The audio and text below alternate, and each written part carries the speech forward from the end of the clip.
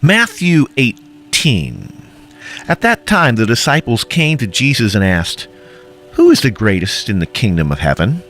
Jesus called a little child and had him stand among them. And he said, "I tell you the truth, unless you change and become like little children, you will never enter the kingdom of heaven. Therefore, whoever humbles himself like this child is the greatest in the kingdom of heaven. And whoever welcomes a little child like this in my name welcomes me. But if anyone causes one of these little ones who believe in me to sin, it would be better for him to have a large millstone hung around his neck and to be drowned in the depths of the sea. Woe to the world because of the things that cause people to sin. Such things must come, but woe to the man through whom they come. If your hand or your foot causes you to sin, cut it off and throw it away. It is better for you to enter life maimed or crippled than to have 2 hands or 2 feet and be thrown into eternal fire. And if your eye causes you to sin, gouge it out and throw it away. It is better for you to enter life with 1 eye than to have 2 eyes and be thrown into the fire of hell. See that you do not look down on one of these little ones, for I tell you that their angels in heaven always see the face of my Father in heaven. What do you think? If a man owns 100 sheep and one of them wanders away, will he not leave the 99 on the hills and go look for the one that wandered off? And if he finds it, I tell you the truth, he is happier about that 1 sheep than about the 99 that did not wander off.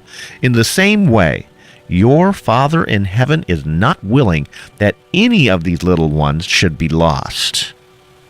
If your brother sins against you, go and tell him his fault between you and him alone. If he hears you, you have gained your brother. But if he will not hear you, take with you 1 or 2 more, that by the mouth of 2 or 3 witnesses every word may be established. And if he refuses to hear them, tell it to the church. But if he refuses even to hear the church, let him be to you like a heathen and a tax collector. Assuredly, I say to you, whatever you bind on earth will be bound in heaven, and whatever you loose on earth will be loosed in heaven. Again, I say to you that if 2 of you agree on earth concerning anything they ask, it will be done for them by my Father in heaven. For where 2 or 3 are gathered together in my name, I am there in the midst of them. Then Peter came to him and said, Lord, how often shall my brother sin against me, and I forgive him? Up to 7 times? Jesus said to him, I do not say to you up to 7 times, but up to 70 times 7.